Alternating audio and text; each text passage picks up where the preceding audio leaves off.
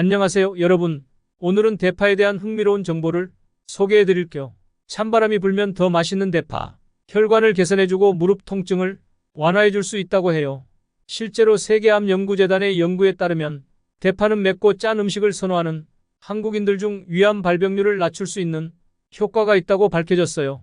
더불어 대파는 뿌리만 그대로 두면 끊임없이 자라나는 놀라운 생명력을 가지고 있어 궁중에서는 오신채로 불리며 임금님의 수라상에 올라갈 정도였다고 전해져요. 그러나 대파를 올바른 방법으로 소비하지 않으면 위장장애와 시력 저하를 유발할 수 있다고 하니 조심해야 해요. 이 영상에서는 대파와 함께 먹으면 효과적인 보약이 되는 음식 3가지, 대파의 영양소를 최대한 흡수하는 특별한 레시피, 그리고 대파를 싱싱하게 오랫동안 보관하는 꿀팁까지 소개할 예정이에요. 영상을 끝까지 시청하시면 대파의 다양한 매력을 알게 될 거예요. 시작해볼까요? 대파와 함께 먹으면 보약이 되는 첫 번째 음식은 팽이버섯 대파 구이입니다. 대파를 떠올릴 때 어떤 맛이 먼저 떠오르나요? 혹시 대파의 맛을 알싸하게만 알고 계셨다면 이제는 그 인식이 확 바뀔 것 같아요. 왜냐하면 대파를 굽는 과정에서 나타나는 2가지 놀라운 변화 덕분이거든요. 아마도 구운 대파의 단맛을 모르는 분들은 거의 없을 것 같아요. 그런데 이 단맛의 정도가 설탕보다 50배나 높다는 사실을 알고 계셨나요? 게다가 대파의 흰 줄기 부분이 익으면서 나타나는 이 단맛은 포도당과는 전혀 관련이 없어서 당뇨가 걱정이신 분들도 안심하고 단맛을 즐길 수 있다고 해요. 그런데 이게 어떻게 가능한 걸까요? 이것은 대파 속 황화알릴 열과 만나서 변하는 특성 덕분이에요. 대파의 특유한 매운맛을 담당하는 황화알릴 60도 이상으로 가열되면 휘발성이 강해서 일부는 공기 중으로 날아가지만 나머지는 프로필 메르캅탄이라는 물질로 변하게 되는데요. 이 성분이 대파의 향긋한 단맛이 주인공이 되는 거죠. 그럼 대파를 굽는 것의 장점은 여기서 끝이 아닙니다.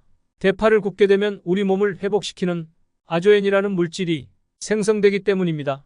이 아조엔은 간단히 말해 혈관을 청소해주는 부지런한 혈관 청소부라고 할 수 있는 물질인데요. 우리가 흔히 말하는 피떡이라 불리는 혈액 뭉침을 막아주고 혈관을 확장시켜 혈액순환을 원활하게 만들어줘요. 게다가 각종 성인병과 심혈관 질환에서 중요한 역할을 하는 내장지방의 분해에도 뛰어난 효과가 있다고 해서 요즘에는 건강하게 체중 감량을 원하는 분들에게도 대파가 인기를 얻고 있다고 하네요.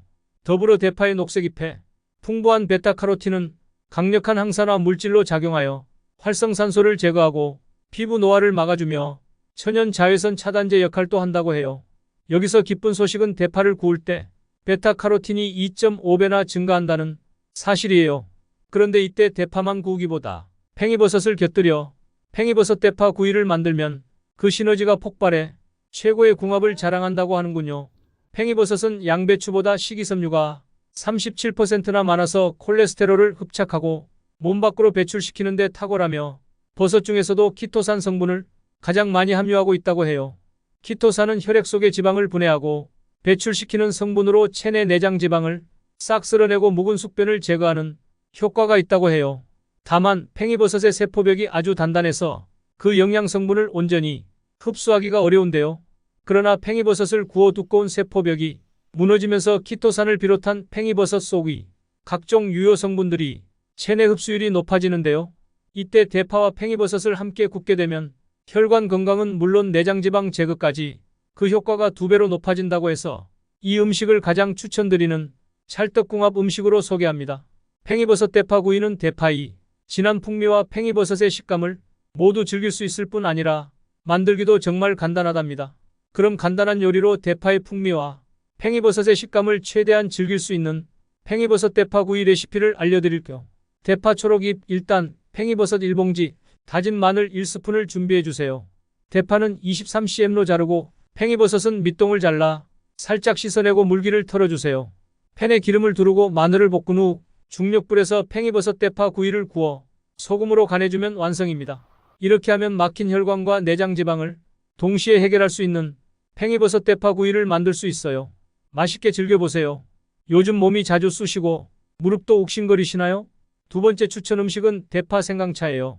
날씨가 추워지면 대파는 오히려 단맛이 깊어지고 마치 천연 난로 같은 효과가 있답니다. 찬바람이 부는 날 대파를 먹으면 갑자기 찾아온 감기 기운을 잡을 뿐만 아니라 몸을 따뜻하게 해주어 혈액순환이 원활해지기도 해요. 그래서 몸이 차거나 수족 냉증이 있는 분들에게는 대파가 꼭 필요한 음식 중 하나라고 할 수 있어요. 하지만 여러분, 대파를 먹을 때 대파 뿌리는 어떻게 처리하시나요? 육수를 우려내는데 사용하는 분도 계시겠지만 흙을 털어내는 게 번거롭다는 이유로 대파 뿌리를 버리는 분들도 많아 보이네요. 그렇게 되면 대파의 좋은 성분을 제대로 활용하지 못하게 되는데요. 대파 뿌리는 알리신 성분이 풍부해서 기침, 감기, 가래에 효과가 있는데 가열에도 파괴되지 않는 폴리페놀도 들어있어 피로회복과 면역력 강화에 도움이 되죠. 알리신은 항균과 항암 효과도 있기 때문에 대파 속 좋은 성분을 남김없이 챙겨 드시길 권해요. 대파 뿌리뿐만 아니라 대파 흰줄기도 중요해요. 총백이라 불리는 대파 흰줄기는 오래전부터 약재로 사용되었을 만큼 효능이 좋아요. 흰색 줄기에는 사과보다 5배 많은 비타민C가 함유되어 있을 뿐만 아니라 강력한 항염 작용을 하는 플라보노이드도 풍부하답니다. 대파 한 대 속 플라보노이드의 양을 환산하면 세계 10대 슈퍼푸드인 토마토, 무려 20개와 비슷하다고 하니 대파를 왜 천연항생제라고 부르는지 이해가 가겠죠. 더불어 이 좋은 대파를 찰떡궁합인 생강과 함께 우려내 대파 생강차로 끓여 마시면 항염 효과가 더욱 극대화돼요. 생강은 기관지와 폐의 호흡기 속 각종 염증을 제거하는 데 도움을 주고 무릎 통증까지 완화시켜줍니다. 생강에는 항염증 물질이 100가지가 넘어 관절염과 같은 체내 염증을 제거하는 데 탁월한 효과가 있어요. 최근 연구에 따르면 생강은 비스테로이드성 소염 진통제와 유사한 항염증 효과가 있을 뿐만 아니라 류마티스 관절염을 다스릴 수 있다고 밝혀지고 있어요. 이런 좋은 성분들을 함께 즐길 수 있는 대파 생강차, 여러분도 한번 시도해보세요. 몸에 좋은 대파와 생강차를 만들려면 어떻게 해야 할까요? 대파 생강차를 만들기 위해 필요한 재료는 대파 300지 뿌리와 잎 포함, 생강 300지, 그리고 물 2리터입니다. 먼저 대파는 뿌리까지 깨끗하게 씻은 후 어슷하게 썰어줍니다. 다음으로 생강도 신선하게 씻은 후 얇게 점여주시면 됩니다. 냄비에 물과 생강을 넣고 강불에서 끓여봅시다. 물이 끓어오르면 중불로 줄이고 0분 동안 계속 끓입니다. 이어서 잘라둔 대파를 냄비에 넣고 중불에서 3분간 더 끓여주세요. 알리신 성분이 열에 약하므로 3분 이내로 끓이면 영양 손실을 최소화할 수 있답니다. 대파를 끓이는 시간을 꼭 3분 이내로 유지해주세요. 이렇게 대파를 생강과 함께 끓여 드시면 좋은 성분의 효능을 극대화하면서도 부담 없이 꾸준히 먹을 수 있는데요. 다만 대파 생강차의 농도가 진한 경우 원액을 냉장 보관해 두었다가 물에 타서 드시는 것을 추천드립니다. 위가 약하신 분들은 원액을 그대로 드시면 오히려 위에 무리를 줄 수 있으니까요. 농도를 조절하여 하루에 한 번에서 2번씩 꾸준히 드시면 관절염이나 무릎 통증, 감기 걱정 없이 건강하게 활력 넘치는 겨울을 즐길 수 있을 거예요. 최근에 계속해서 피곤하다는 느낌이 드시는 분들 계신가요? 대파와 함께 먹으면 보약이 되는 음식 중 세 번째는 바로 대파 두부 무침입니다. 여러분, 중국의 만리장성과 이집트의 피라미드, 이 둘 사이의 공통점이 뭔지 짐작 가시나요? 그것은 수많은 일꾼들이 흘린 피와 땀의 결과물이라는 건데요. 그런 힘든 노동 속에서도 버틸 수 있었던 비결 중 하나가 대파였다고 해요. 값싸고 쉽게 구할 수 있었던 대파가 일꾼들의 천연 자양강장제가 되어준 셈이에요. 이렇게 대파가 천연 자양강장제가 될 수 있었던 비밀은 대파 속 알싸한 향의 주인공인 알리신 성분에 있었어요.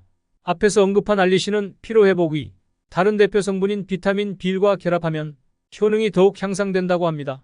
따라서 대파의 알리신 성분과 최고로 잘 어울리는 대파 두부 무침을 강력 추천드립니다. 만성적인 피로를 해소하고 활력을 끌어올리는데 두부 한 모와 대파 한 대만 있으면 충분해요. 대파 속 알리신이 두부 속 비타민 B1과 만나면 흡수율이 최대 20배까지 높아져서 강력한 자양강장제로 거듭나게 되니까요. 이런 효과적인 시너지를 만드는 대파 두부 무침을 만들기 위해선 대파 한 대, 두부 한 모, 다진 마늘 반 스푼, 그리고 진간장 3스푼, 그리고 올리고당 3분의 1스푼을 준비해 주세요. 만드는 방법은 정말 간단해요. 4단계만 따라오시면 돼요. 첫 번째로 파는 2cm 정도로 잘라주세요.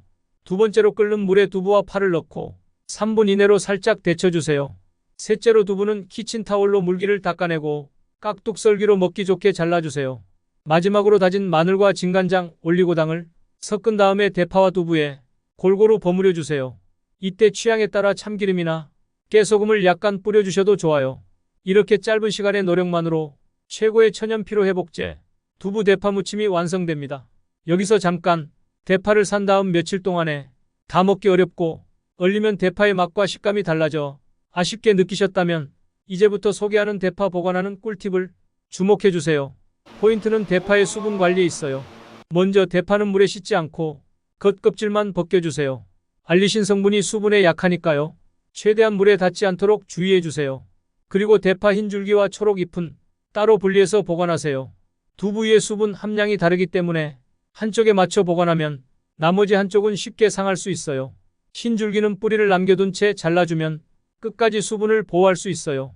또한 대파를 큼직하게 썰어서 키친타올로 감싸주세요.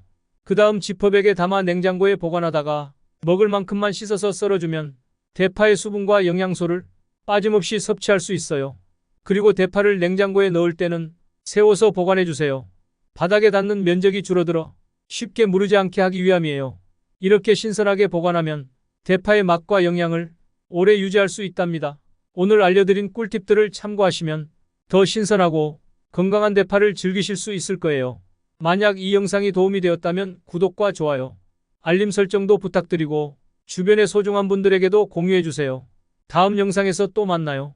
오늘도 건강하세요.